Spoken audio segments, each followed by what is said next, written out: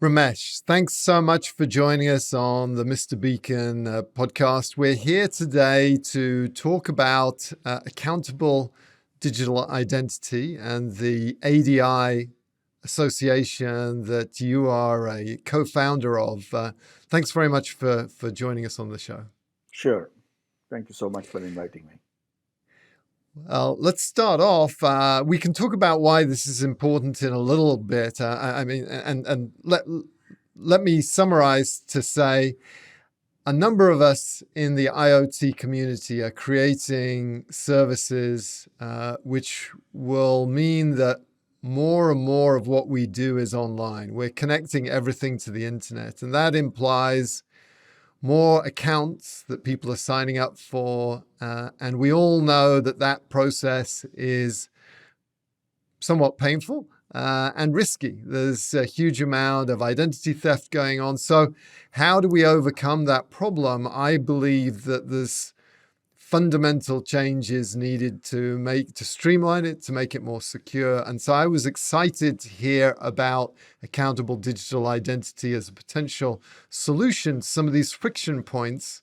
How many accounts can we reasonably have if each one is separated? Is it 50, 100, 1,000, 2,000? There are limits. So ADI, I think, is important.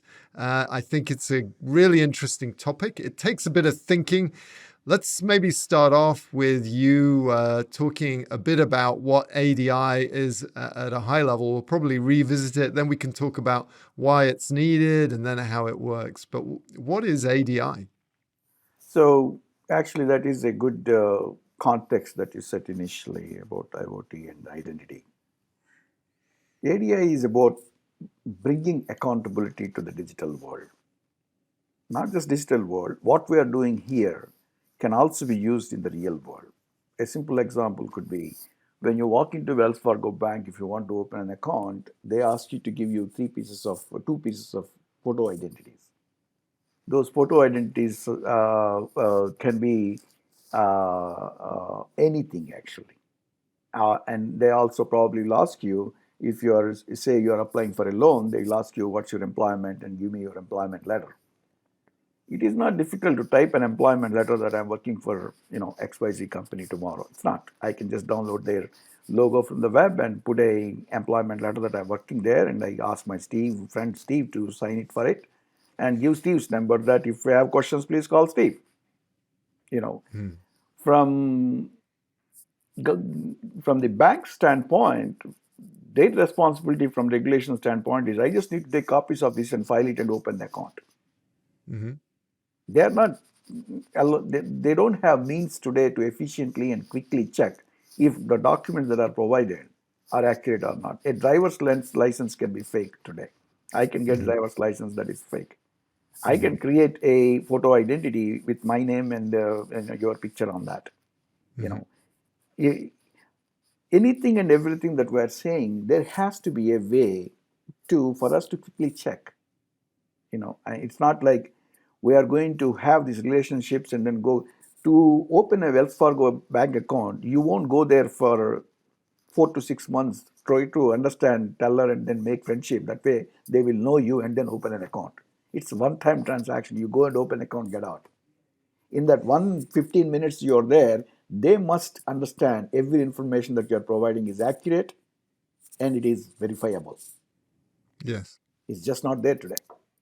And similarly, when somebody tells you they went to, recently you have seen the Yahoo CEO educational qualifications scandal that happened and then he was let go. And when people say that I went to Stanford to finish a college degree or something, how do you know he actually went? Is it LinkedIn the right way to go check it? I can write on LinkedIn whatever I want. So there needs to be a way for us to be. So what ADI is trying to do is actually provide a framework for a strong digital identity where when somebody says something, you can check it. If there is a fraud, you will be able to, find out who that person is. And then you can hold him accountable for. So we are trying to bring accountability to the digital world. And what we are doing there can also be used in the real world to increase the trust and efficiency and accountability. So success in what you're doing means there's going to be less fraud, less identity theft, and presumably the process of using this strong digital identity becomes easier. So if I have 100, 1,000 different accounts, if I have a digital relationship going forward with the company that I buy herbs and spices from, as well as who I get my electricity and gas from, then the whole thing needs to be streamlined. And part of that is making sure it's secure. Was there kind of what was the catalyst that persuaded you that the status quo was not acceptable? So, as you probably know, or you may not know, that I founded FIDO Alliance before this. Mm-hmm. FIDO Alliance was all about how do you make sure uh, online authentication done more securely, more easily.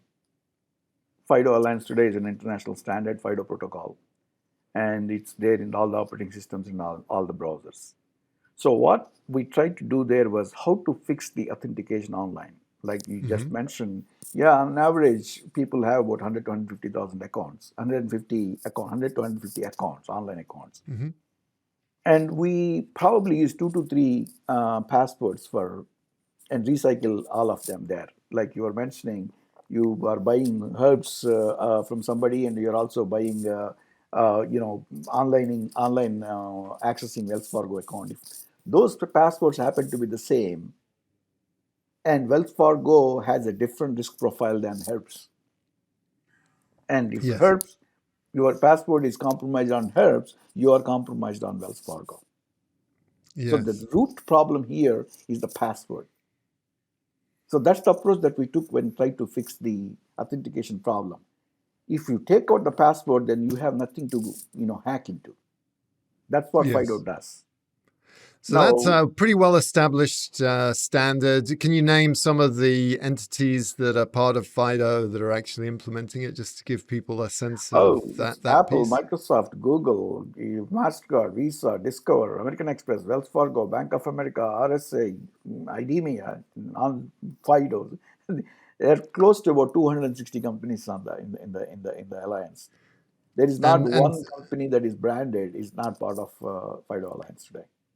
and part of FIDO is kind of eliminating the password as a way of authenticating with a single service provider. So ADI is about kind of identity across multiple Across. service providers. But Exactly. the FIDO thing, which is kind of that's settled, that's done, that's dusted, there's huge momentum around it. But just to finish off so that people can move past FIDO, having a feeling that they understand it, how can I log in if I don't have a password? That's very good. That's exactly the same question first time when I talked about FIDO to people 8, 9 years Mm-hmm. ago. How do you log into the system if you don't have a password? So what we do is we actually establish a cryptographic relationship between the device that you're using and the service that you're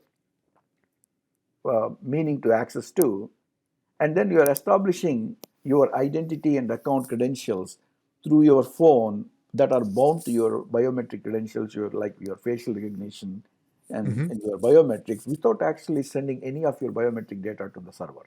So what you do is you tell your device biometrically who you are, and that phone already knows you.